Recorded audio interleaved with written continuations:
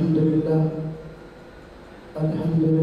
نحمده ونستعينه ونستغفره ونؤمن به ونتوكل عليه ونعوذ بالله من شرور أنفسنا ومن سيئات أعمالنا من يهده الله فلا مضل له ومن يضلل فلا هادي له ونشهد أن لا إله إلا الله وحده لا شريك له ونشهد أن سيدنا وسندنا ونبينا ومولانا محمدا عبده ورسوله أما بعد فأعوذ بالله من الشيطان الرجيم بسم الله الرحمن الرحيم ومن يبتغي غير الإسلام دينا فلن يقبل منه وقال الله تعالى يا أيها الذين آمنوا لا تتخذوا اليهود والنصارى أولياء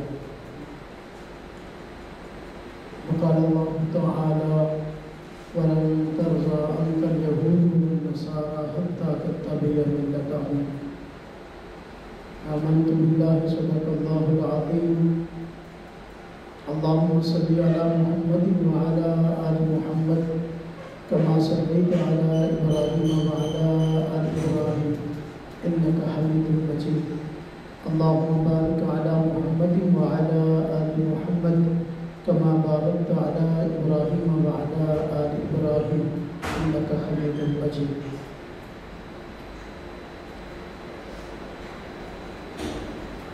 آج جمعہ مبارک ہے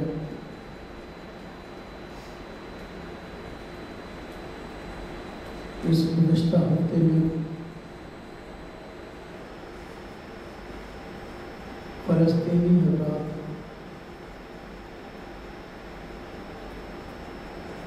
اسرائیل کے ساتھ اپنے ظلم کا حساب لینے کے لیے کھڑے ہوئے تھے 70 سال سے زائد عرصہ گزر چکا کہ فلسطینی حضرات پر یہود کی طرف سے ظلم کے پہاڑ توڑے جا رہے تھے. بڑے عرصہ سے مسلمان شہید کیے جا رہے تھے، بچوں پر ظلم کیا جا رہا تھا، عورتوں کے ساتھ زیادتیاں کی جا رہی تھی. یہ ظلم کا سلسلہ بہت طویل تھا. اس ظلم کی دیوار کو توڑنے کے لیے فلسطین کے حضرات نے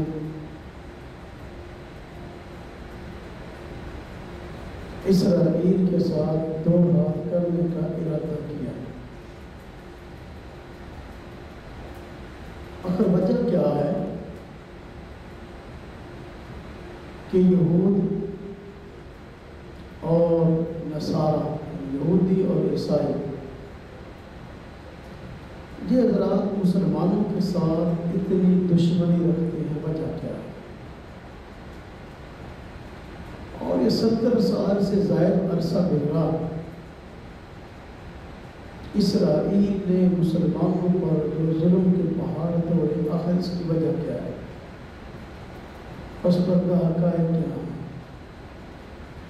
میں آج کے اس مختصر مجلس میں کچھ ان پس پردہ حقائق پر روشنی ڈالنا چاہتا ہوں.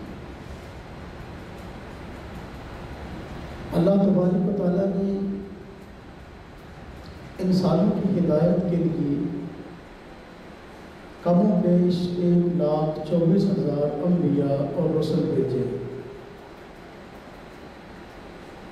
اور حضرت ابراہیم علیہ السلام کی آل میں اللہ تعالیٰ نے سینکڑوں نبی بھیجے. حضرت ابراہیم علیہ السلام کے پوتے جن کا نام حضرت یعقوب ہے، ان کا نام اسرائیل بھی تھا، اور اسرائیل کا معنی اللہ کا بندہ، جس طرح کہ عبداللہ کا معنی اللہ کا بندہ، تو اسرائیل کا معنی اللہ کا بندہ۔ حضرت یعقوب علیہ السلام، آپ کا نام یعقوب بھی ہے اور آپ کا نام اسرائیل بھی ہے۔ جو انبیاء علیہ السلام حضرت یعقوب علیہ السلام کی اولاد میں آئے، ان کو بنی اسرائیل کے انبیاء اور رسول کہا جاتا ہے، اور حضرت یعقوب علیہ السلام کی اولاد کو بنی اسرائیل کہتے ہیں، اور ان کی اولاد میں آگے چونکہ سینکڑوں انبیاء آئے، اور انبیاء میں ایک جلیل القدر رسول اور نبی حضرت سیدنا موسیٰ علیہ السلام نے تشریف لائے۔ یہ بنی اسرائیل، خاص طور پہ یہود، حضرت موسیٰ علیہ السلام کے ساتھ محبت کا دم بھرتے ہیں، اور انہی کی دوسری شاخ نصارہ عیسائی ہیں، جو حضرت عیسیٰ علیہ السلام کو مانتے ہیں اور ماننے کا دعویٰ کرتے ہیں۔ تو یہ بنی اسرائیل کے دو شاخیں ہیں، اور حضرت یعقوب علیہ السلام کی اولاد میں سے ہے۔ اللہ تبارک و تعالیٰ کی حکمت یہ ہے کہ اس نے حضرت ابراہیم علیہ السلام کو یہ انعام عطا کیا کہ ان کی اولاد میں سینکڑوں انبیاء تشریف لائے۔ آپ کی اولاد میں ایک بیٹے کا نام حضرت اسحاق تھا، اور دوسرے بیٹے کا نام حضرت اسماعیل تھا۔ حضرت اسحاق نبی تھے، حضرت اسماعیل بھی نبی تھے۔ حضرت اسحاق کے بیٹے حضرت یعقوب ہے، جن کو اسرائیل بھی کہا جاتا ہے۔ تو اللہ تعالیٰ نے نبوت اور رسالت حضرت ابراہیم علیہ السلام کی اولاد میں طے کر دی۔ سینکڑوں انبیاء حضرت اسحاق اور حضرت یعقوب کی اولاد میں آئے، لیکن تمام نبیوں کے سردار، تمام نبیوں کے آقا حضرت محمد مصطفیٰ صلی اللہ علیہ وسلم، یہ حضرت اسماعیل علیہ السلام کی اولاد میں۔ اللہ تعالیٰ نے حضرت ابراہیم علیہ السلام کو یہ اعزاز عطا کیا تھا کہ نبوت اور رسالت ان کی اولاد میں طے کر دی کہ آئندہ جو نبی اور رسول ہوگا وہ آپ کو اولاد میں ہوگا۔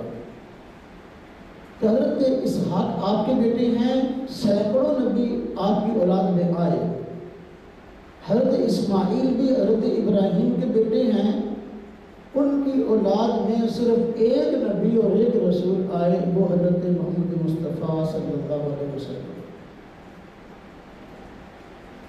اور مومن وہ ہے جو تمام انبیاء علیہ السلام پر ایمان رکھتا ہو۔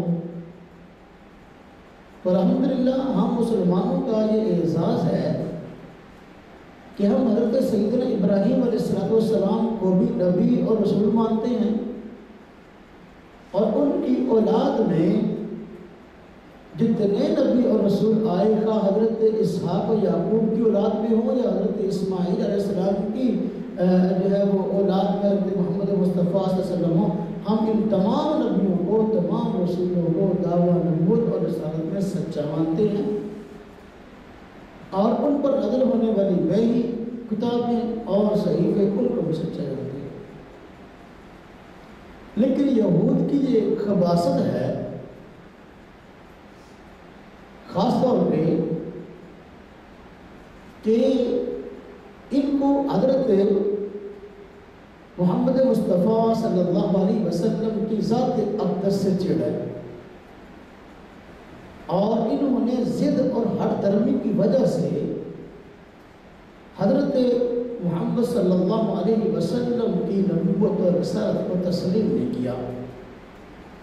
وجہ اس کی یہ کہ چونکہ بنی اسرائیل میں سینکڑوں نبی آئے تھے اور سینکڑوں نبی آنے کی وجہ سے ان کو یہ اعزاز حاصل تھا کہ یہ کئی نبیوں کے وارث ٹھہرے۔ اب یہ چاہتے نہیں تھے کہ اب بنو اسحاق کے علاوہ بنو اسماعیل میں کوئی نبی آئے، یعنی حضرت اسماعیل کی اولاد میں کوئی نبی آئے، یہ نہیں چاہتے تھے۔ کیوں کہ حضرت اسماعیل علیہ السلام کی اولاد میں اگر نبی آتے جس طرح کے آئے، یعنی حضرت محمد مصطفیٰ صلی اللہ علیہ وسلم، اگر یہ ان کے گمان کے مطابق اگر یہ سچا ان کو مان لیتے تو پھر گویا وہ ساری فضیلتیں، وہ ساری شانیں، وہ ساری عظمتیں جو کہ نبی آخر الزمان کے ساتھ جڑی ہوئی ہے وہ ان کے حصہ سے نکل جاتی۔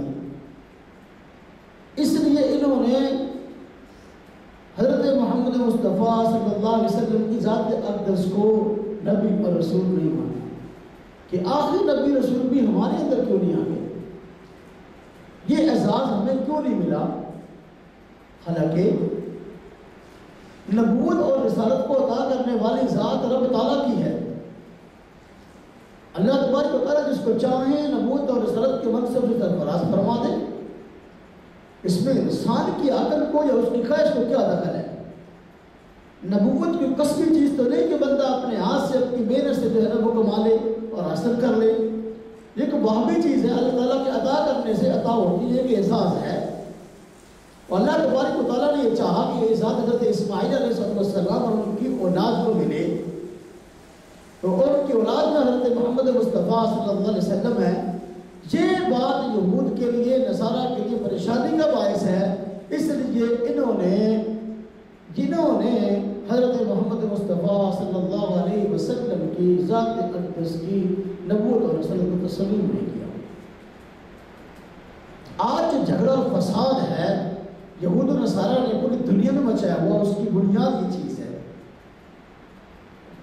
دعویٰ ان کا یہ ہے کہ ہم حضرت موسیٰ علیہ السلام کو مانتے ہیں، عیسائی کہتے ہیں عیسیٰ علیہ السلام کو مانتے ہیں، لیکن حقیقت یہ ہے کہ یہ لوگ حضرت موسیٰ علیہ السلام کو بھی نہیں مانتے، صرف عنوان اختیار کیا ہوا ہے، لیبل لگایا ہوا ہے، وگرنہ موسیٰ علیہ السلام اور ان کی اتباع سے ان کا دور کا بھی واسطہ نہیں ہے۔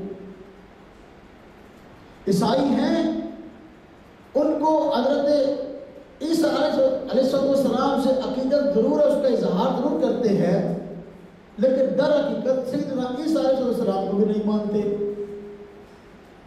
حضرت موسیٰ علیہ السلام جب تشریف لائے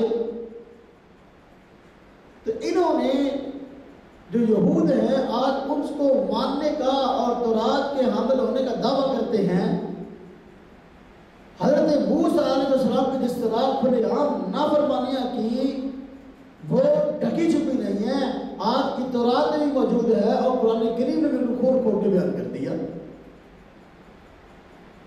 آج قرآن کریم کو جلایا جا رہا ہے اور اس کے خلاف نفرت کا اظہار کیا جا رہا ہے، اس کی وجہ یہ ہے قرآن کریم نے یہود و نصارہ کی خباثتوں کو کھول کر لوگوں کے سامنے بیان کر دیا۔ یہ ان لوگوں کی تاریخ ہے۔ حضرت موسیٰ علیہ السلام یہودیوں کو ماننے کا دعویٰ کرتے ہیں، لیکن حال ان کا یہ ہے کہ حضرت موسیٰ علیہ السلام جب کوہ طور سے واپس آئے اور ان کو آ کر کہا کہ اللہ تبارک و تعالیٰ نے یہ تورات تمہارے عمل کے لیے نازل کی ہے، تو ان لوگوں نے تسلیم کرنے سے انکار کر دیا اور کہا کہ ہمیں نہیں پتا بھی اللہ پاک نے نازل کیے نہیں،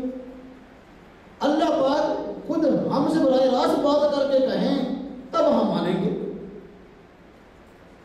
اور موسیٰ علیہ السلام پریشان ہو کے بھی کیا کرے، ایسی عجیب قوم ہے اللہ سے محبت کا دعویٰ کرتی ہے۔ موسیٰ علیہ السلام جب کوئی طور پہ اللہ پاک نے ان کو بلایا تو پیچھے بچڑے کی عبادت شروع کر دی۔ ویسے کہتے ہیں نام اپنا اللہ اکبر، اللہ کے بیٹے ہیں اور اللہ کے محبوب ہیں۔ جو اللہ کا محبوب ہوتا ہے وہ بچڑے کی عبادت کرتا ہے، اللہ کی عبادت کرتا ہے۔ جب موسیٰ علیہ السلام جو ہے تشریف لائے تو انہوں نے کہا کہ جی ہم تو تب مانیں گے اللہ پاک براہ راست ہم سے بات کریں۔ حضرت موسیٰ علیہ السلام نے اچھا 70 بندے آ جاؤ چن لو، میں اللہ پاک کی درخواست کرتا ہوں تم سے براہ راست ہم کلام ہو جائے گی۔ 70 بندے چن لیے گئے، حضرت موسیٰ علیہ السلام کو طور پہ لے آئے۔ رب تعالیٰ کی ذات اقدس نے ان کو مخاطب کرتے ہوئے کہا کہ بھائی میں رب تعالیٰ ہوں، ایک کتاب میں نے اتاری ہے، اس پر عمل کر لو، اس میں تمہاری کامیابی ہے۔ یہ ایسے بدباطن لوگ تھے، انہوں نے کہا کہ آواز آ رہی ہے تصویر تو نہیں آ رہی، ہمیں کیا پتا کہ اللہ بول رہا ہے کوئی اور بول رہا ہے۔ ہاں جی اللہ جارتن، ہم تو اللہ کو آمنے سامنے دیکھنا چاہتے ہیں، آمنے سامنے ہم سے اللہ بات کریں۔ کیسی گستاخی والی باتیں ہیں، اور ویسے دعوے ہیں کہ ہم اللہ کے بیٹے اللہ کے محبوب ہیں۔ سبحان اللہ۔ بیٹا وہ ہوتا ہے جو باپ کا فرما بردار ہو، یا بیٹا وہ ہوتا ہے جو اس طرح کی بدتمیزیاں گستاخیاں کرے؟ جب اللہ تبارک و تعالیٰ نے تھوڑی سی تجلی ڈالی، ہاں جی اب سارے کے سارے مر گئے۔ اللہ تبارک و تعالیٰ نے پیغمبر حضرت موسیٰ علیہ السلام نے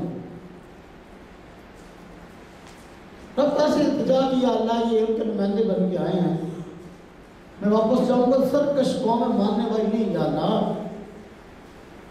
ان کو دوبارہ زندہ کر۔ اللہ پاک نے دوبارہ زندہ کر دیا،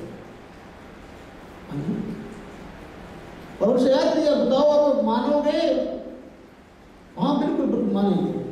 وہ جو پیچھے چھوڑ کے آئے بندے ان سے ہی منواؤ گے؟ ہاں جی بالکل، ان کو جا کر کہیں کہ یہ تورات ہے نہ کہ اس پر عمل کرو۔ ہاں جی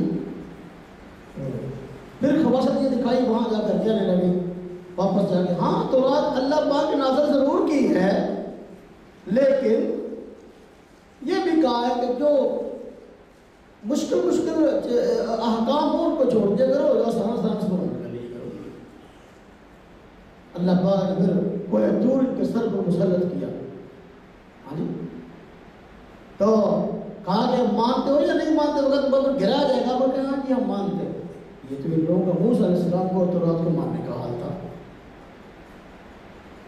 حضرت موسیٰ علیہ السلام نے ہاں جی جب فرعون کے شر سے ان کو بچایا تو اللہ تبارک و تعالیٰ کی انہوں نے کئی نافرمانیاں پھر بھی بعد میں کی، تو ان کو کہا بھئی ایک آبادی ہے وہاں لوگ گمراہ ہیں تو ان کے ساتھ جہاد کرنا ہے، لہذا اس بستی میں جاؤ اور جہاد کرو۔ یہ سارے کا سارے مل کرو گے۔ ہاں جی لمبا واقعہ ہے، تو چھوڑ کے جاتے رہے، تھوڑے سے رہ گئے۔ جب دیکھا آمنا سامنا ہوا، لشکر دیکھا، کہا ہو تو بڑے طاقتور ہیں، ہم تو بڑے کمزور ہیں۔ موسیٰ فَاذْهَبْ أَنْتَ وَرَبُّكَ فَقَاتِلَا إِنَّا هَاهُنَا قَاعِدُونَ۔ موسیٰ آپ اور آپ کا رب جا کے لڑے، ہم تو یہاں بیٹھے، ہم نے نہیں لڑنا۔ یہ یہودی ہیں جو آج کہتے ہیں موسیٰ علیہ السلام کو ماننے والے، یعنی موسیٰ علیہ السلام کی پیروی کا یہ حال ہے، زندگی میں جو ان کی نافرمانیاں کی وہ بھری پڑی ہیں۔ ہاں جی تورات میں بھی موجود ہیں، وہ قرآن پاک میں بھی موجود ہے، تو قرآن پاک میں اللہ تبارک و تعالیٰ نے ان کو ساری خباستیں یاد دلائی۔ بہت ساری خباستیں انہوں نے جو ہے لوگوں نے چھپا لی تھی، قرآن کریم میں اللہ تبارک و تعالیٰ نے ان کی خباستوں کو ظاہر کیا۔ جب اس طرح انہوں نے خباستوں کا اظہار کیا تو اللہ تبارک و تعالیٰ سے عذاب تو آنا تھا نا۔ ہفتے کے دن ان کو شکار کرنے سے منع کیا، مچھلیاں شکار کرتے تھے، کام ہفتے کو شکار نہیں کرنی، انہوں نے پھر وہی کام شروع کیا، ہفتے کے دن مچھلیوں کو شکار کیا۔ اللہ تبارک و تعالیٰ کی طرف سے غضب اترا، بندر اور خنزیر بنائے گئے۔ اب اللہ تبارک و تعالیٰ کی طرف سے کئی آفتیں، کئی اللہ پاک کی راشنیت پہ نظر ہوئی. اب دیکھو من سلوا اللہ پاک نے ان پر اتارا، ان کو بڑی نعمتوں سے نوازا تھا. دقت یہ نا قدری قوم تھی. من اور سلوا ان پر نظر ہوتا اور ان کو کھانے پکانے کے لیے کوئی محنتیں نہ کرنی پڑتی تو بڑی آسانی کے ساتھ ان کو خرد و نوش کی اشیاء دستیاب تھی. لیکن انہوں نے نافرمانی کی کہا لن نصبر علی طعام واحد، ہم ایک کھانے پر نہیں ٹک سکتے، ہمیں تو طرح طرح کے کھانے چاہیے. اللہ کی نافرمانی کی. تو اللہ کو ٹھیک ہے، بستی ہے اس پہ جاؤ، جا کر اپنا کھیتی باڑی کرو، کاشت کرو اور سبزیاں دالیں جو تمہیں چاہیے لے لو، حاصل کر لو محنت کر کے. لیکن اللہ کی نعمت کی نافرمانی کی، اللہ کے احکامات کو ٹھکرایا تو اللہ کی نعمت کی ناشکری کی. اللہ پاک نے فرمایا ہاں بھائی اب اس بستی میں جب تمہیں داخل ہونا ہے تو سجدہ کرتے ہوئے داخل ہونا ہے. کیسے؟ بستی میں جب داخل ہونا ہے، پہلے علاقے پہلے زمانے میں ایسا ہوتا تھا. آج کل جو بڑے ٹاؤن بنے ہوتے ہیں نا، بڑے بڑے وہاں چار طرف دیوار کی ہوئی ہوتی ہے اور بڑا گیٹ لگا ہوتا ہے جہاں سے انٹری ہوتی ہے، چیکنگ ہوتی ہے، جہاں پہ چوکیدار بیٹھے ہوتے ہیں، جہاں پہ انٹری کرتے ہیں کون آ رہا کون جا رہا ہے. تو اس دور میں بھی ایسا معاملہ تھا جس طرح آج کل ہے. بڑی گلف کالونی میں ایسا ہوتا ہے. تو اس بستی میں داخل ہونے کا حکم دیا گیا، فرمایا کہ سجدہ کرتے ہوئے داخل ہونا ہے. انہوں نے کیا کیا؟ یہ گھیسیاں لیتے ہوئے، چوتڑ گھسیٹتے ہوئے داخل ہوئے. ایسی نافرمان کو اور کہتے ہیں ہم اللہ کے نام ابنا اللہ بھائیو، ہم اللہ کے بیٹے سے محبوب ہیں. یہ کیسی محبوبیت ہے؟ اللہ کچھ فرماتے کرتے کچھ ہے. سجدہ کرنے کی بجائے گھیسیاں لیتے ہوئے وہاں داخل ہوئے. کھلا اللہ پاک کی نافرمانی. اور اللہ پاک نے فرمایا تھا جب یہاں سے تمہیں سجدہ کرتے ہوئے داخل ہونا تم نے ساتھ کہنا ہے حدتن حدتن. اس کا معنی کہ اللہ معافی چاہتے ہیں، ہمیں معاف کر دے. ہاں جی ہم سے قصور ہوا ہے. لیکن یہ داخل ہوئے، ایک تو گھسیاں لیتے ہوئے اور دوسرا کہتے ہیں حنتتن حنتتن. ہنتا کا معنی گندم، کہ ہمیں گندم چاہیے، ہمیں گندم چاہیے. ایسی نافرمان قوم. یہ ان لوگوں کا حال ہے موسیٰ علیہ السلام کو ماننے کا اور موسیٰ علیہ السلام کی پیروی کا، جو آج دعویٰ کرتے ہیں کہ ہم تو رات کو بڑا مانتے ہیں، موسیٰ علیہ السلام کو بڑا مانتے ہیں. یہ ان کا حال ہے. موسیٰ علیہ السلام کو جس طرح انہوں نے ستایا، موسیٰ علیہ السلام بڑے پریشان رہتے تھے ان سے. موسیٰ علیہ السلام ان سے بڑے پریشان رہتے تھے. خیر تو یہود نے حضرت نبی پاک صلی اللہ علیہ وسلم کی نبوت کا انکار کیا، حضرت سیدنا عیسیٰ علیہ السلام کی نبوت کا انکار کیا. ان کو شہید کرنے کے در پہ ان کی والدہ پر الزامات لگائے. اللہ تبارک و تعالیٰ نے سیدنا عیسیٰ علیہ السلام کی پاک دامنی اور آپ کی والدہ کی پاک دامنی اور آپ کے تقدس و قرآن کریم میں بیان کیا، مستقل سورہ مریم کے نام سے اتاری. اور اللہ تعالیٰ نے ان کا جرم بیان کیا کہ یہودیوں کی عادت ہے، یہ صرف حضور نبی صلی اللہ علیہ وسلم کے مخالف نہیں، موسیٰ علیہ السلام کے مخالف ہو رہے ہیں. اور اس سے پہلے جو انبیاء ان میں آتے رہے، آج کہتے ہیں کہ ہم اتنے انبیاء کے وارث ہیں.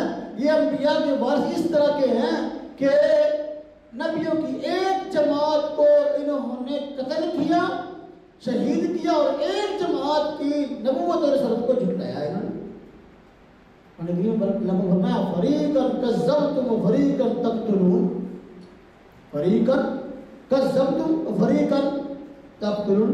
دیکھو انبیاء علیہ السلام کی ایک جماعت کو تم نے جھٹلایا، ان کی نبوت اور رسالت کا انکار کیا، اور ایک جماعت کو تم نے شہید کیا.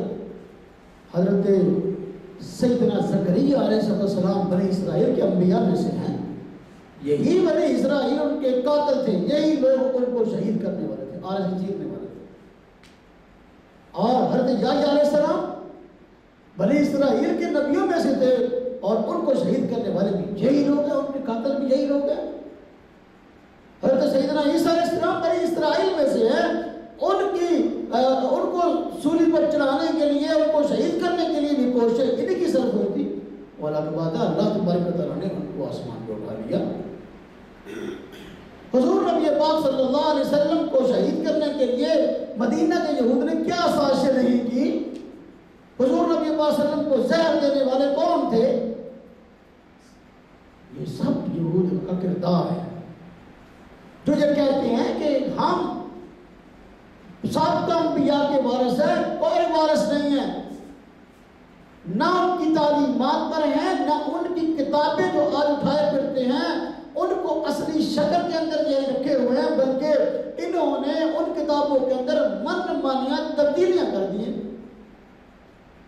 اللہ پاک نے قرآن کریم میں فرمایا یحرفون الکلم عن مواضعہ، اور اپنے ہاتھ سے کتاب میں باتیں لکھ دیتے ہیں، پھر کہتے ہیں ھذا من عند اللہ،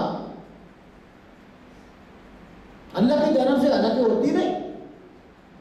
یہ ان کی دیانتداری اور ان کی ایمانداری کا حال ہے کہ جن انبیاء کے وارث ہونے کا دعویٰ کرتے ہیں ان کی نافرمانیاں ان کا وتیرہ ہے۔ الحمدللہ اللہ پاک نے مسلمانوں کو یہ احساس عطا کیا ہے کہ یہ تمام انبیاء علیہ السلام کی قدردان ہیں۔ ایک مسلمان کا ایمان اس وقت تک کامل نہیں ہوتا جب تک تمام حضرت آدم علیہ السلام سے لے کر حضرت محمد مصطفیٰ صلی اللہ علیہ وسلم تک تمام انبیاء پر ایمان نہ لے آئے، اس وقت تک کسی مسلمان کا ایمان کامل نہیں ہوتا۔ ہم حضرت موسیٰ علیہ السلام کا بھی احترام کرتے ہیں اور ان کو نبی اور رسول مانتے ہیں، ان پر اترنے والی کتاب حضرت تورات کو ہم سچا مانتے ہیں۔ ہم حضرت سیدنا عیسیٰ علیہ السلام کا بھی احترام کرتے ہیں اور ان پر نازل ہونے والی کتاب انجیل کو سچا جانتے ہیں۔ لا نفرق بین احد من الرسل، ہمارا سیدھا اعلان ہے کہ ہم رسولوں کے درمیان فرق نہیں کرتے کہ بعض کی نبوت اور رسالت کو مانے اور بعض کو جھٹلا دے۔ یہ موسیٰ علیہ السلام کے ماننے والے نہیں، بلکہ یہ موسیٰ علیہ السلام کا نام استعمال کر کے اپنی من مانی کرنے والے ہیں۔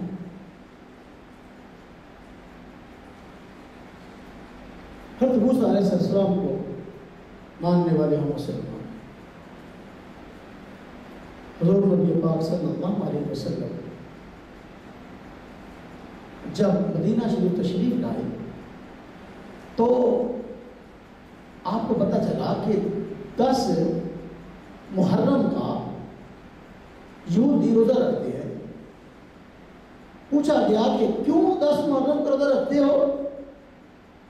تو کہنے لگے اس لیے کہ حضرت موسیٰ علیہ السلام اور ان کے ماننے والے ہمارے ابا و اجداد ان کو فرعون سے 10 محرم کو نجات ملی۔ فرعون غرق ہوا تھا، موسیٰ علیہ السلام اور ان کے ماننے والے کامیاب ہوئے، شکرانے کے طور پر ہم 10 محرم پر رکھتے ہیں۔ آپ نے فرمایا یہ کیا محبت کریں، ہاں جی حضرت موسیٰ سے، ہم ان سے زیادہ موسیٰ علیہ السلام سے محبت کرتے ہیں۔ مسلمانوں کا تم بھی 10 محرم پر رکھا، تم بھی 10 محرم کا روزہ رکھا۔ یہ ہے موسیٰ علیہ السلام سے محبت اسلام کی۔ اور پھر فرمایا کہ ہاں یہ من مرضی کے عادی ہیں، یہود چونکہ بہت ساری اپنے معاملات میں دینی معاملات میں بدعات اور بہت ساری خرافات نکالے ہوئے ہیں، اس لیے کامل ان کی مشابہت نہیں کرنی، لہذا 10 محرم کے ساتھ ایک روزے کا اور اضافہ کر لیا کرو، چاہے 9 کا چاہے 11، اس لیے کہ ہم ان کی پیروی کرنے کے لیے نہیں ہیں، ان سے مشابہت نہیں ہم نے کہا۔ موسیٰ علیہ السلام سے مسلمانوں کو کتنی محبت ہے، ہمارے پیارے پیغمبر صلی اللہ علیہ وسلم کو کتنی محبت ہے۔ آپ دیکھیں قرآن کریم تفصیل کے ساتھ حضرت موسیٰ علیہ السلام کا واقعہ قرآن کریم میں بیان کرتا ہے، جتنی تفصیل کے ساتھ اور اصل حقائق کے ساتھ حضرت موسیٰ علیہ السلام کے حالات قرآن کریم میں بیان کیے گئے ہیں، اتنی تفصیل اور حقائق اور دلائل کے ساتھ موسیٰ علیہ السلام کے واقعات نہ تورات میں ہے نہ انجیل میں، بہت تفصیلی واقعہ، جگہ جگہ جگہ جگہ موسیٰ علیہ السلام کا تذکرہ قرآن کریم۔ اگر ہمیں موسیٰ علیہ السلام سے محبت نہ ہوتی، ہم موسیٰ علیہ السلام موسیٰ علیہ السلام کے تذکرے کرتے؟ موسیٰ علیہ السلام ہمارے پیغمبر ہیں، تمہارا کیا تعلق موسیٰ علیہ السلام سے؟ اب دیکھیں موسیٰ علیہ السلام سے حضور نبی پاک صلی اللہ علیہ وسلم کی کتنی محبت ہے۔ آپ صلی اللہ علیہ وسلم تذکرے فرماتے ہیں موسیٰ علیہ السلام کے۔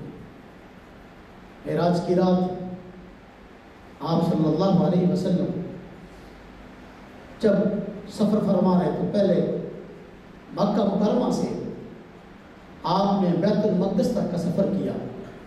فرمایا کہ میں ملک شام میں، یہ مسلم شریف میں روایت ہے، حدیث ہے، فرمایا کہ ملک شام میں ایک صرف ٹیلے کے پاس سے گزرا، دیکھا وہاں موسیٰ علیہ السلام کی قبر تھی اور موسیٰ علیہ السلام اپنی قبر میں نماز ادا کر رہے تھے۔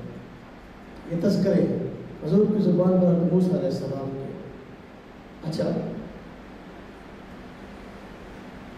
بیت المقدس میں حضور نبی پاک صلی اللہ علیہ وسلم تشریف لے گئے، انبیاء جمع ہیں، آپ نے نماز پڑھائی، موسیٰ علیہ السلام وہاں بھی موجود ہے۔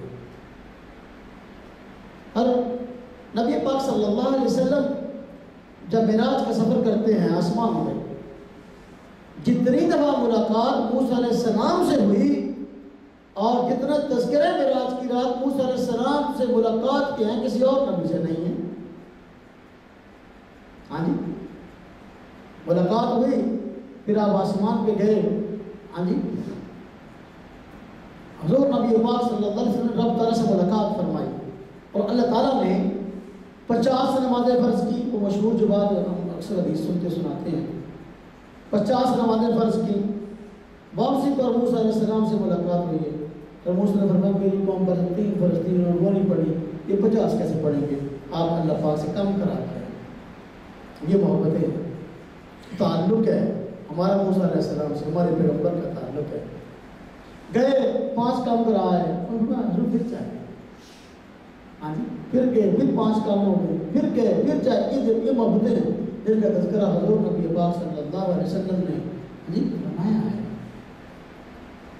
موسیٰ علیہ السلام سے محبت ہماری ہے، ہمارے پیغمبر کی ہے، امت مسلمہ کی۔ ان کا کیا تعلق یہود کا؟ کہ جن کے اندر عصبیت ہے، وہ اپنی من مرضی، تکبر اور انا ہے۔ آج انہوں نے جو مسلمانوں پر بم برسانے شروع کیے، فلسطینیوں پر ظلم کا سلسلہ شروع کیا، کس بات کا ہے؟ وہ صرف اس بات کا انتقام ہے کہ ہم اللہ کو ماننے والے ہیں اور اللہ کی ماننے والے ہیں۔ یہ قرآن کریم میں اللہ پاک نے فرمایا وَمَا تَنْقِمُونَ مِنَّا إِلَّا أَنْ آمَنَّا بِاللَّهِ۔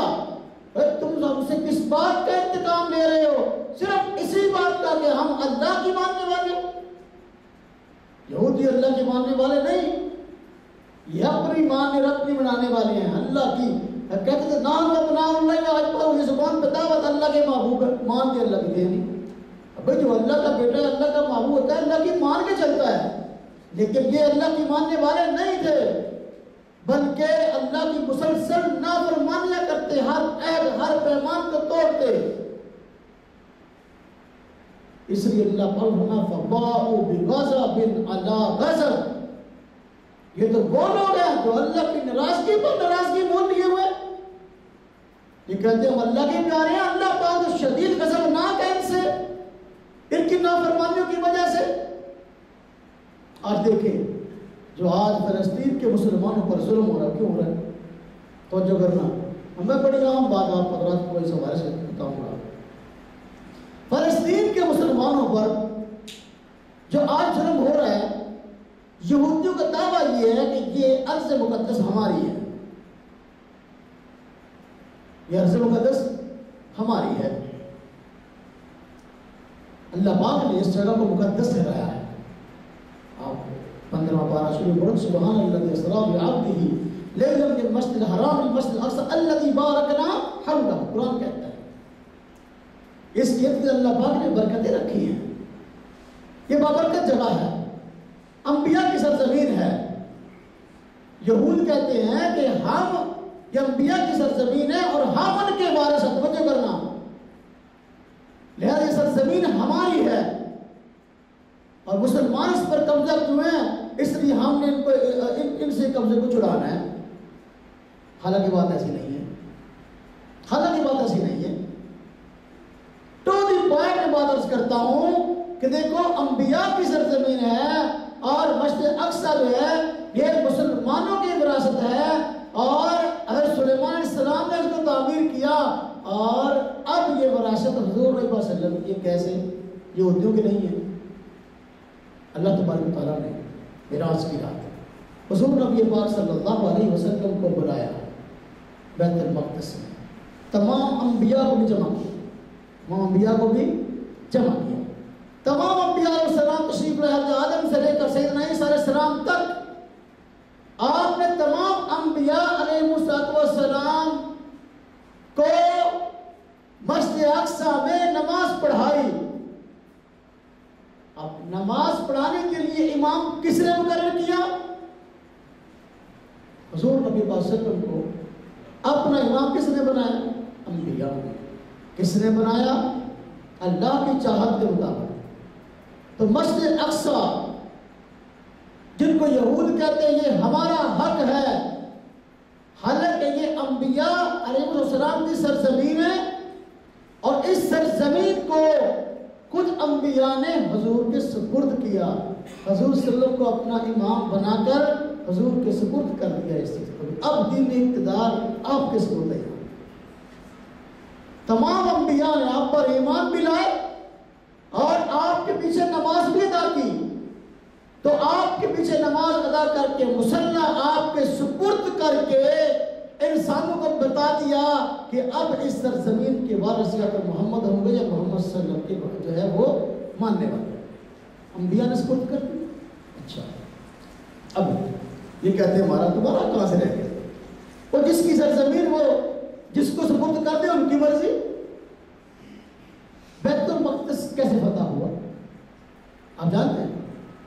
بیت المقدس جو آج اسرائیل قابض ہے اس جگہ پر اور اس کی بنا پر فلسطینیوں پر ظلم کر رہا ہے، یہ کیسے فتح ہوا؟ خلیفہ دوم امیر المومنین حضرت سیدنا عمر بن خطاب رضی اللہ تعالی عنہ کے دور کی بات ہے. ان کے دور میں فتح ہوا اور بغیر جنگ کے فتح ہوا. کیسے ہوا؟ توجہ کرنا، کیسے فتح ہوا؟ بغیر جنگ کے. آج کہتے ہیں یہ ہمارا ہے، وہ یار تمہارا کیسے ہے؟ انبیاء نے مسجد اقصی کے اندر حضور صلی اللہ علیہ وسلم کو اپنا مقتدا مان کر اپنا امام مان کر یہ سرزمین حضور کے سپرد کر دی. تمہارے بڑوں نے آج یہود و نصارہ آپس میں اکٹھے ہیں، امریکہ اور برطانیہ آپس میں اکٹھے ہیں. میں اس اختلاف کو تفصیل میں نہیں جاتا، لیکن بیت المقدس جو فتح ہوا اس وقت بنی اسرائیل کی وہاں پر حکومت تھی.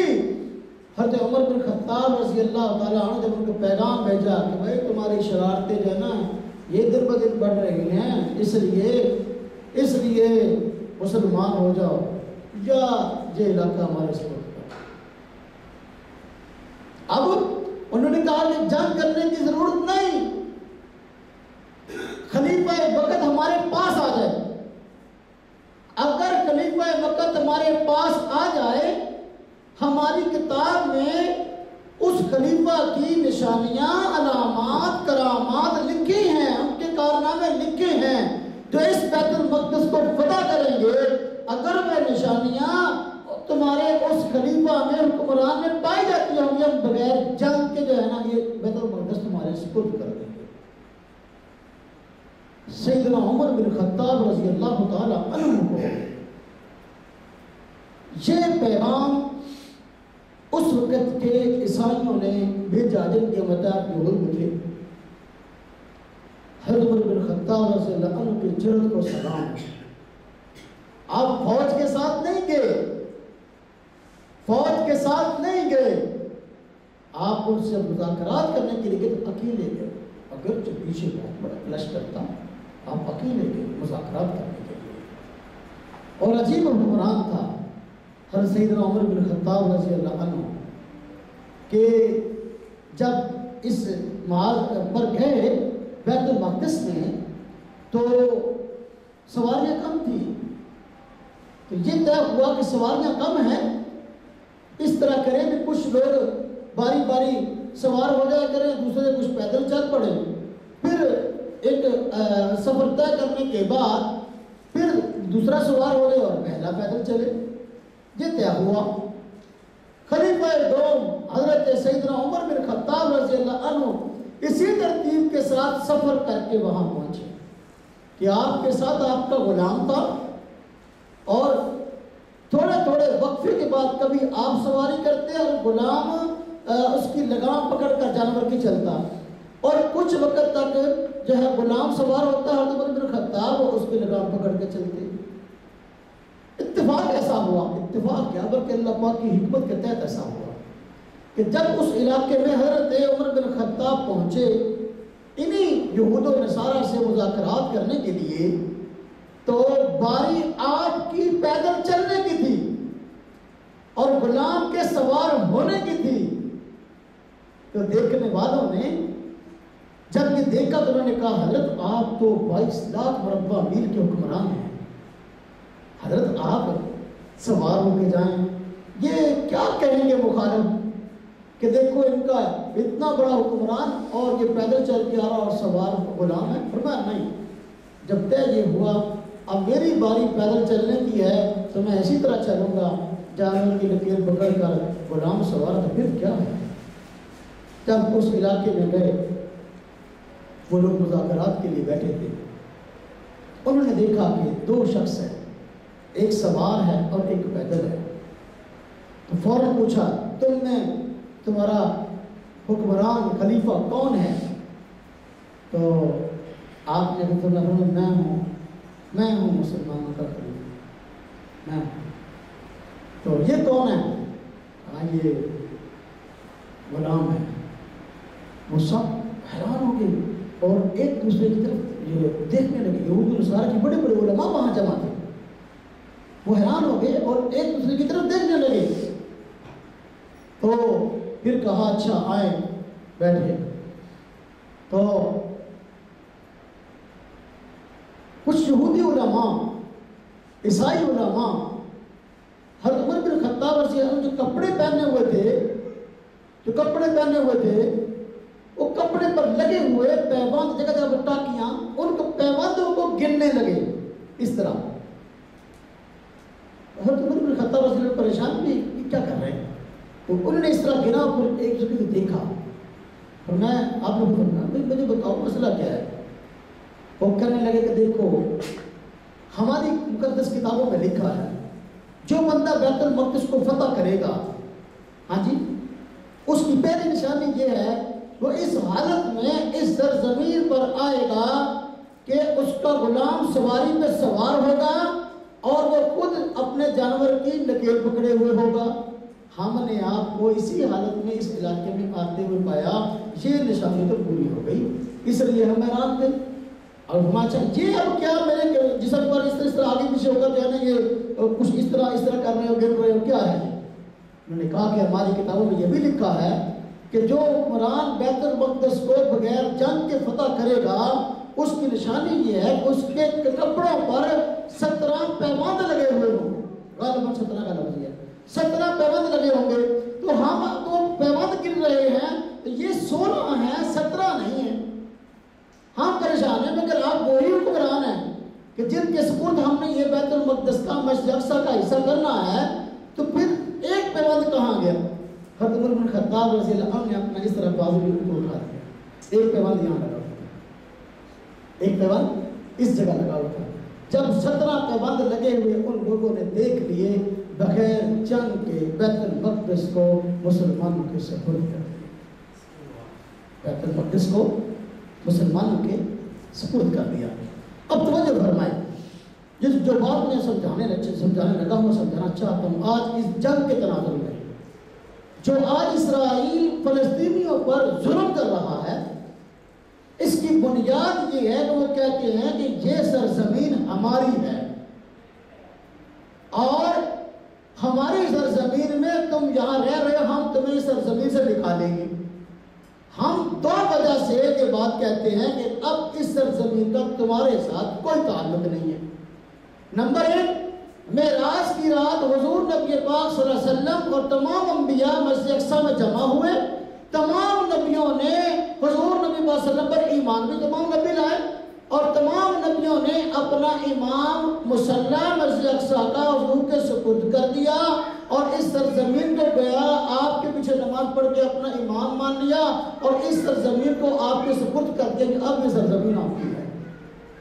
انبیاء کی سرزمین ہے نا، تو اگر انبیاء نے حضور صلی اللہ علیہ وسلم کو بڑا مان لیا، آپ کے پیچھے نماز پڑھ کے اپنا مقتدار تسلیم کر لیا، تمہاری کیا جرت ہے کہ تم اس سرزمین کے متعلق دعویٰ کرو کہ یہ ہماری ہے؟ اور وہ سرزمین حضرت عمر بن خطاب رضی اللہ عنہ کے دور میں جو بغیر جنگ کے تمہارے بڑوں نے ہمارے سپرد کر دی، اس لیے کہ یہ ان لوگوں کا حق ہے، ان لوگوں کا جن کا خلیفہ اس حالت میں، حکمران اس حالت میں ہمارے پاس آئے گا کہ غلام سواری پہ سوار ہوگا، خود جنگل کی نکیل پکڑے ہوگا، اس حالت میں آئے گا، اکیلا ہوگا، اور جسم پر آج کپڑے پر 17 پیبند لگے ہوں گے۔ یہ علامتیں دیکھ کر تمہارے بڑوں نے یہ سرزمین ہمارے سپرد کی ہے، اب تم کیا لگتے ہو اس کی؟ تمہارا کیا حق ہے؟ عزت تو اس کو ملتی ہے جو عزت تلاش کرے۔ جب انہوں نے حضرت موسیٰ علیہ السلام کو ماننے کے جب دعوے کیے تھے، اس وقت موسیٰ علیہ السلام کی نافرمانیاں کی، حضرت عیسیٰ علیہ السلام کی جائے بداشت کہاں قریب ہے؟ ہاں جی، تو حضرت عیسیٰ علیہ السلام کو شہید کرنے کی سازش کی تھی۔ میرے بھائیوں، میرے دوستوں، میرے عزیزوں، حضور نبی پاک صلی اللہ علیہ وسلم کے خلاف اور امت مسلمہ کے خلاف ان لوگوں کے ہونے کی بنیادی وجہ یہ ہے کہ یہ چاہتے نہیں تھے کہ نبوت بنو اسحاق سے، بنی اسرائیل سے بنو اسماعیل میں جائے، چونکہ اسماعیل علیہ السلام کے ہاں ایک نبی نے، نبی آخر الزمان نے، تمام نبیوں کے سردار نے آنا تھا۔ یہود یہ چاہتے تھے آخری نبی بھی بنی اسرائیل کے اندر آئے۔ یہ بغض کی وجہ ایک یہ تھی، اور دوسری بنیادی وجہ یہ کہ وہ لوگ مسلسل کئی انبیاء کو شہید کر چکے تھے، اور مسلسل کئی انبیاء کی نبوت کو جھٹلا چکے تھے۔ ان نافرمانیوں کی وجہ سے ان کو اس بات کا یقین ہے کہ ہم دوزخ میں جانے والے ہیں، اس لیے اللہ پاک کے حکم کی نافرمانی کرنا یہ ان کا وتیرہ بن گیا۔ آج یہودی اور عیسائی آپس میں ایک ہو گئے، حالانکہ بڑی قابل توجہ بات ہے۔ دیکھو 73 سال سے فلسطینیوں پر ظلم ہو رہا ہے، ہزاروں مسلمان شہید کیے جا چکے۔ عیسائی اور یہودی آپس میں کیا معاملہ ہے ان کا؟ یہودی حضرت عیسیٰ علیہ السلام کے متعلق سمجھتے ہیں کہ نعوذ باللہ جھوٹے نبی ہیں، اور ان کی والدہ پر نعوذ باللہ بدکاری کی تہمت لگاتے ہیں۔ امریکہ برطانیہ والے اپنے آپ کو عیسائی کہتے ہیں، لیکن اس کے بعد دیکھو انہوں نے عیسیٰ علیہ السلام کی نبوت کو تسلیم بھی نہیں کیا۔ یہودیوں نے ان کی والدہ پر بھی الزامات لگائے، بلکہ ان کو سولی پر چڑھانے کی کوشش کی، اللہ تبارک تعالیٰ نے ان کو آسمان میں اٹھا لیا۔ یہودیوں کا یہ عقیدہ ہے کہ نعوذ باللہ عیسیٰ علیہ السلام جھوٹے نبی ہیں، اور اس وجہ سے ماضی کے اندر یہودیوں اور عیسائیوں کے اندر بڑی بڑی جنگیں ہوئی، انہوں نے آپس میں ایک دوسرے کے لاکھوں لوگ قتل کیے ہیں۔ آج یہ دونوں اکٹھے ہو گئے صرف اور صرف مسلمانوں سے بدلہ لینے کے لیے اور مسلمانوں سے انتقام لینے کے لیے، وگرنہ دیکھا جائے تو ان کا آپس میں کسی طریقے سے بھی تعلق بنتا ہی نہیں ہے۔ اب کھڑے ہوئے فلسطینی اب ظلم کا بدلہ لینے کے لیے امریکہ جو ہے وہ بحری بیڑے بھیج رہا ہے، جہاز بھیج رہا ہے، حالانکہ امریکہ تو وہ جو عیسائی ملک ہے، اور عیسیٰ علیہ السلام کو تو وہ نبی ماننے کو تیار ہی نہیں ہے۔ نعوذ باللہ وہ جھوٹا نبی کہتے ہیں، اور ہم مسلمان ہیں، سیدنا عیسیٰ علیہ السلام کو سچا نبی بھی مانتے ہیں، انجیل کو سچی کتاب بھی مانتے ہیں، پھر بھی ہمارے مخالف ہے۔ تو آج کی یہودیت اور آج کی عیسائیت کسی بھی اعتبار سے یہ وہ یہودیت اور عیسائیت نہیں ہے جو کہ حضرت موسیٰ علیہ السلام اور حضرت عیسیٰ علیہ السلام نے پیش کی تھی۔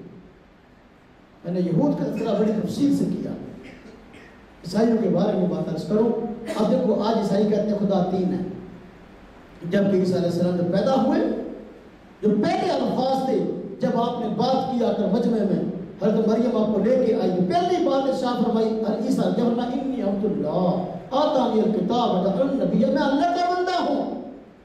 آج عیسائی کہتے ہیں خدا تین ہے، ایک نہیں ہے، اور عیسیٰ علیہ السلام خدا ہے، عیسیٰ علیہ السلام خدا کے بیٹے، اس طرح کے ان کے عقائد و نظریات ہیں جن کا عیسیٰ علیہ السلام کی شریعت سے اور عیسیٰ علیہ السلام سے دور کا بھی واسطہ ہے۔ آج کی یہودیت اور عیسائیت تورات اور انجیل کو نہیں پھرتی، بلکہ وہ کتابیں جو آج دنیا سے ناپید ہیں، ہاں جی، آج یہ سب لوگوں کو بے دین بنانے کے چکر میں ان کا کوئی دین نہیں ہے، یہ سیکولر لوگ ہیں اور یہ چاہتے ہیں کہ جس طرح ہم بے دین ہیں، ساری کے ساری انسانیت بے دین ہو جائے اور پوری دنیا پر ہمارا اقتدار کیا ہے۔ بس انگریز کسی دور میں ہندوستان میں آیا تھا، ایسٹ انڈیا کمپنی کے نام سے اس نے یہاں کاروبار شروع کیا، آخر کار پورے کے پورے ہندوستان پر قبضہ جما لیا تھا۔ ہمارے مسلمان لاکھوں قربانیاں دے کر پھر اپنے اس خطے کو انگریز سے آزاد کروایا تھا۔ تو یہ یہود و نصارہ ہمیشہ سے مسلمانوں کے دشمن رہے ہیں۔ آپ دیکھیں آپس میں کتنی دشمنی کے لاکھوں قتل کیے انہوں نے ماضی میں ایک دوسرے کے، لیکن مسلمانوں کے خلاف بھی ایک ہو گئے ہیں۔ اور حضور نبی پاک صلی اللہ علیہ وسلم نے ہمیں بتایا ہے کہ عیسیٰ علیہ السلام جو ہے، دیکھو ہمیں عیسیٰ سے محبت ہے، ہم جس طرح حضرت موسیٰ علیہ السلام کو ماننے والے ہیں اس طرح عیسیٰ کو ماننے والے ہیں۔ یہ جو جنگ ہے، اگر یہ فی الحال ابھی اس کا کوئی فیصلہ نہ ہوا اور یہ نہ رکی، ایک وقت آئے گا کہ یہ عالمی جنگ کی شکل اختیار کر لے گا۔ حضور نبی پاک صلی اللہ علیہ وسلم نے قیامت کی بڑی بڑی نشانیاں بیان کی ہیں۔ قیامت کی بڑی بڑی نشانیوں میں ایک نشانی یہ بیان کی ہے کہ قرب قیامت ایک عالمی بہت بڑی جنگ ہوگی، اور یہ وہ دور ہوگا جس وقت کے حضرت عیسیٰ علیہ السلام آسمان سے نظر ہوگا۔ حضرت امام مہدی علیہ السلام جو مسلمانوں کے نیک حکمران ہوں گے، اللہ تبارک و تعالیٰ ان کو محفوظ کرے گا، اور وہ بڑی بڑی جنگیں ہوں گی، اتنی بڑی جنگ ہوگی۔ حضور نبی پاک صلی اللہ علیہ وسلم نے فرمایا کہ اتنی بڑی جنگ ہوگی جو مہدی علیہ السلام جو ہے لڑیں گے کفار سے، بہت جنگیں ہوں گی، اتنا بڑی جنگ ہوگی کہ اگر ایک پرندہ کسی جگہ پر اڑتا ہوا جا رہا ہو اور وہ چاہے کہ میں کسی ایسی جگہ اتر کر بیٹھ جاؤں جہاں کوئی لاش نہ ہو، فرمایا وہ بیچارہ مسلسل اڑتا رہے گا، مسلسل اڑتا رہے گا، کوئی جگہ اس کو خالی نظر نہیں آئے گی جہاں کوئی لاش نہ ہو، آخر کار وہ نڈھال ہو کر کسی لاش کے اوپر گر جائے گا۔ یہ قرب قیامت ایک عالمی جنگ کی خبر ہے، شاید یہ اسی کے حالات ہیں، رب تعالیٰ بہتر جانتے ہیں، لیکن یہ بات یاد رہے یہ عالمی جنگ ہے، اور عالمی جنگ میں جب عالمی جنگ ہے، ہتھیار تو ہر ایک کے پاس ہے نا، ہر ایک کسی کو چلانے کی تیار رہ رہا ہے، اس میں اتنی واقعی تباہیاں ہوں گی اور اتنی بڑی کثرت سے اموات جو آج کل ایٹمی سلسلہ ہے۔ دیکھیں ایک رات کے اندر اسرائیل نے کتنے فلسطین شہید کیے، یہ اتنی بڑی تعداد کیسے؟ اب ہو سکتا ہے کہ یہ اسی کا پیش خیمہ ہو۔ ہم مسلمانوں کو غیرت کرنی چاہیے کہ ہم اگر مسلمان ہیں، ہمارا کسی مسلمان سے اگر کوئی دینی رشتہ ہے تو پھر غیرت کا اظہار کرتے ہوئے مسلمان کو چاہیے مسلمان کا ساتھ دے۔ حضور نبی پاک صلی اللہ علیہ وسلم نے فرمایا تمام مسلمان آپس میں ایک جسم کی مانند ہیں۔ دیکھو ایک جسم کے اگر کسی ایک حصے کو تکلیف ہوتی ہے تو سارا جسم تکلیف محسوس کرتا ہے۔ بندے کے سر میں درد ہے، سر جسم کا ایک حصہ ہے، سارا جسم بے چین ہو جاتا ہے۔ بندے کے پیٹ میں درد ہے، سارے کا سارا جسم بے چین ہو جاتا ہے۔ بندے کی ٹانگ میں درد ہے، سارے کا سارا جسم بے چین ہو جاتا ہے۔ فلسطین کا مسلمان، اس کا ہمارے ساتھ خونی رشتہ ہے، ایمانی رشتہ ہے، کیا لا الہ الا اللہ۔ فرمایا تمام مسلمان آپس میں بھائی بھائی ہیں، اور ایک مسلمان کو اگر تکلیف ہو، یہ سارے آپس میں ایک جسم کی طرح ہے تو سارا جسم بے چین ہو جاتا ہے۔ آج اگر کوئی مسلمان فلسطین کے مسلمانوں پر ہوتا ہوا ظلم دیکھ کر کھڑا نہیں ہوتا، سمجھو اس کے اندر سے ایمانی غیرت نکل گئی ہے، اور اس کو اپنے ایمان کو توڑ کر دیکھنا پڑے گا کہ میں ایمان کی کس سطح پر ہوں۔ اگر اس کو مسلمان کا دکھ سمجھ میں نہیں آتا، اچھی صورتحال ہے، بڑا دکھ ہوتا ہے۔ ماضی میں بھی ایسا رہا، اب بھی ہم یہ چیز دیکھ رہے ہیں۔ جب بھی کبھی عالمی سطح پر یا ہمارے نیشنل لیول پر, ہمارے ملکی لیول پر کوئی بڑی کوئی مصیبت آنے لگتی ہے نا, کوئی بڑا حادثہ پیش آنے لگتا ہے, تو ایک سوچی سمجھی سازش کے تحت عوام کی توجہ کو ہٹانے کے لیے میچ لگوا دیتے ہیں. آپ دیکھ لیں کام شروع ہو گیا. ادھر ایک رات کے اندر ہزاروں مسلمان شہید کیے جا رہے ہیں, ادھر جو ہے میچ لگوا دیے. ساری نوجوان نسل سارا دن جو ہے وہ گیم دیکھتی ہے, کون کتنے سکور بنا رہا, کتنے مار رہا. ہمیں ان سکوروں سے لگا دیا اور خود ہمارا قتل عام کر رہے ہیں. ماضی میں آپ دیکھ لیں کتنے بڑے بڑے حادثات مسلمانوں کے ساتھ پیش آئے ہیں اور مسلمانوں کا قتل عام ہوا ہے. ان دنوں کے اندر میچ لگوا دیے گئے. میرے بھائیوں, میرے دوستوں, اگر آج ہم فلسطین کے مسلمانوں کے ساتھ ہمدردی نہیں کریں گے, ایک وقت آئے گا کہ لوگ ہمیں بھی یہاں سے چن چن کر گھروں سے نکال کر گھروں کے اندر اس طرح قتل کریں گے کہ ہمارا کوئی دنیا میں ساتھ دینے والا نہیں ہوگا. میں عرض کر رہا تھا کہ اس وقت جو حالات ہیں, یہ حالات اگر عالمی جنگ کی طرف جاتے ہیں اور قرب قیامت کی نشانیوں میں حضرت امام مہدی کا آنا, عیسیٰ علیہ السلام کا آنا, تو وہاں حدیث میں آتا ہے کہ حضرت عیسیٰ علیہ السلام تشریف لائیں گے جس وقت کے بہت ساری جنگیں ہو چکی ہوں گی, اور امام مہدی علیہ السلام فتوحات حاصل کر چکے ہوں گے, دجال کا ظہور ہو چکا ہوگا, اور دجال وہ شخص ہے کہ یہودی اس کو حضرت عیسیٰ سمجھ کر اس کا ساتھ دیں گے, اس لیے کہ تورات کے اندر دو نبیوں کے آنے کی پیش گوئی ہے, ایک حضرت محمد مصطفیٰ, ایک سیدنا عیسیٰ علیہ السلام کی. جب دجال کا ظہور ہوگا تو وہ عیسیٰ سمجھیں گے اور اس کا ساتھ دیں گے, اور مسلمان جو ہے حضرت عیسیٰ علیہ السلام کا ساتھ دیں گے. اللہ پاک نے عیسیٰ علیہ السلام کو آسمان پہ بٹھا رکھا ہے. قرب قیامت جب یہ حالات پیدا ہوں گے, حدیث پاک میں آتا اللہ تبارک و تعالیٰ حضرت سیدنا عیسیٰ علیہ السلام کو باقاعدہ ملک شام میں جامع مسجد دمشق کے اندر اتاریں گے. حدیث پاک میں آیا کئی وَأَنْتُمْ إِذَا نَزَلَ عِيسَىٰ ابْنُ مَرْيَمَ فِيكُمْ, تمہاری خوشی کا اس وقت کیا حال ہوگا جب عیسیٰ ابن مریم تمہارے اندر نازل ہوں گے. عیسیٰ علیہ السلام تشریف لائیں گے, دجال اس وقت مسجد کے باہر موجود ہوگا. حضرت عیسیٰ علیہ السلام فرمائیں گے گیٹ کھول دو مسجد کا. دجال جب دیکھے گا عیسیٰ علیہ السلام کو, سچے مسیح کو, دجال دیکھے گا, اس وقت فرمایا اس طرح پگھلنا شروع ہوگا جس طرح کے نمک پانی کے اندر پگھلتا ہے. آخر کار بھاگ کھڑا ہوگا, یہودی اس کے ساتھ ہوں گے. حضور نے فرمایا صلی اللہ علیہ وسلم, فرمایا وہ بھاگ رہا ہوگا, حضرت عیسیٰ اس کے پیچھے ہوں گے. مقام لد پر باقاعدہ حضرت عیسیٰ علیہ السلام دجال کو پکڑ لیں گے اور وہاں پر اس کو قتل کریں گے. قتل کرنے کے بعد خون پر, نیزے پر لگا ہوا خون باقاعدہ لوگوں کو دکھائیں گے کہ دیکھو اتنا بڑا شوق کے باز جس نے لوگوں کو اتنا گمراہ کیا, خدائی تک کے دعوے کیے تھے, یہ شخص قتل ہو گیا. اور مقام لد کون سا مقام جانتے ہیں کون سی جگہ؟ مقام لد وہ جگہ ہے جہاں آج اسرائیل کا سب سے بڑا فوجی اڈا ہے. کون سی جگہ ہے؟ مسلمانوں کو اپنی تاریخ تو پتہ ہونی چاہیے نا. یہ فیس بک پہ جو ہے نا صرف ہمدردیاں کرنے سے کچھ بھی نہ ہوگا مسلمانوں. اور میرے بھائیوں, میرے دوستوں, میرے عزیزوں, اسلام کو پڑھو, اسلامی تاریخ کو پڑھو. جب عیسیٰ علیہ السلام تشریف لائیں گے, مقام لد پر دجال کو قتل کریں گے, اور یہ وہاں آج سب سے بڑا ایئر بیس, سب سے بڑا فوجی اڈا اسرائیل کا یہاں پر ہے. یہود سے جنگ ہوگی, اور فرمایا یہودی ایک ایک کر کے چن چن کے قتل کر دیا جائے گا. فرمایا جس چیز کے پیچھے یہودی چھپے گا کیا قرب قیامت وہ چیز بولے گی. حدیث پاک میں آتا ہے حضور نبی پاک صلی اللہ علیہ وسلم نے ارشاد فرمایا کہ یہودی اگر کسی درخت کے پیچھے چھپے گا, وہ درخت بولے گا, مسلمان کا نام لے کر کہے گا اے فلانے یہ دیکھو میرے پیچھے یہودی چھپا ہے, اس کو مارو. کسی پتھر کے پیچھے چھپے گا تو پتھر بولے گا اے مسلمان یہ میرے پیچھے چھپا ہے, اس کو مارو. یہود کا قتل ہونا, ان کی ذلت یہ باقاعدہ لکھ دی گئی, طے کر دی گئی ہے.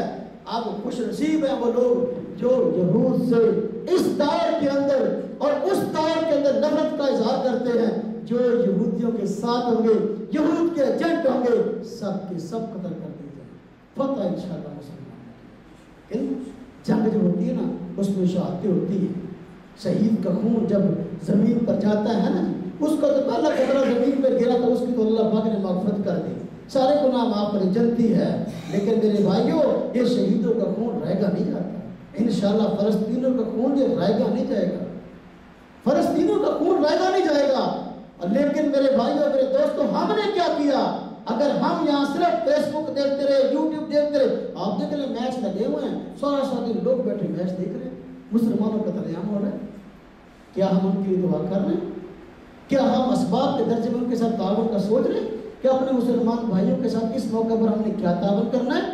اگر کیا کل ہمیں وہ آواز دیں، کل کیا بیچارے تو آواز دے رہے ہیں، کیا ہم ان کی مدد کے لیے جانے کو تیار ہیں، یا ہم صرف اور صرف گندی فلمیں 24 گھنٹے موبائل کے اندر دیکھنے میں یا زبانی طور پر کوئی پوسٹ شیئر کرنے میں بس صرف اور صرف بہت بڑا کارنامہ سمجھتے ہیں کہ ہمارا بہت بڑا کارنامہ ہے؟ میرے بھائیوں میرے دوستوں میرے عزیزوں، یہود نے جو ظلم کا سلسلہ شروع کیا ہے، ہاں جی یہ وہ ہوگا، اور لیکن انشاءاللہ فتح مسلمانوں کی، اللہ تبارک تعالیٰ نے فتح مسلمانوں کو دینی ہے. مسلمان تو ہر حالت میں کامیاب ہے، شہید ہو جائے تب کامیاب ہے، غازی تو تب کامیاب ہے. اس لیے خوش نصیبی اس بندے کی ہے جو ان حالات کے اندر اپنے ایمان کی غیرت کا تقاضا کرتے ہوئے جو ہے مسلمانوں کے ساتھ کسی بھی اعتبار سے تعاون کرے. کیا تعاون ہے ان کے ساتھ؟ کیا تعاون ہے؟ ہر طرح بندہ تعاون کر سکتا ہے. مثلاً ایک تعاون جو ہر بندہ کر سکتا ہے، ہر جگہ بیٹھا کیا ان کے حق میں دعا کر سکتا ہے؟ ہم میں سے کتنے بندے ہیں جنہوں نے کوئی صلاۃ الحاجت پڑھ کے ان کے حق میں دعا کی ہو؟ ہم میں سے ہر بندہ اگر صلاۃ الحاجت پڑھ کے ان کے حق میں دعا کرے تو ان کے ساتھ بہت بڑا تعاون، ان کے ساتھ بہت بڑا کریں گے دعا، کریں گے انشاءاللہ. آج جمعہ ہے، بابرکت دن ہے میرے بھائیوں میرے دوستوں. سنا جا رہا ہے، میڈیا پہ کہا جا رہا ہے ایک بہت بڑی فوج آ رہی ہے، ہاں جی فلسطینیوں کو تہس نہس کرنے کے لیے. لیکن ابو جہل اسی طرح اتراتا ہوا آیا تھا، ہاں جی ادھر 313 تھے. اللہ تبارک و تعالیٰ نے ناچنے گانے والے بھی ساتھ لے کے آیا تھا. ابو جہل بدر کے میدان میں اللہ تبارک و تعالیٰ نے دکھا دیا تھا کہ اللہ تبارک و تعالیٰ کی مدد کیسے آتی ہے. لیکن باہر کیا، میں نہیں کہتا کہ ابھی فلسطینیوں کو فتح ہوگی، ان کو فتح ہو یا ان کی پسپائی ہو، اس بات سے غرض نہیں ہے. ہم نے یہ دیکھنا ہے کہ ہم نے ان کے ساتھ کیا کیا، ہم نے ان کے ساتھ کیا کیا.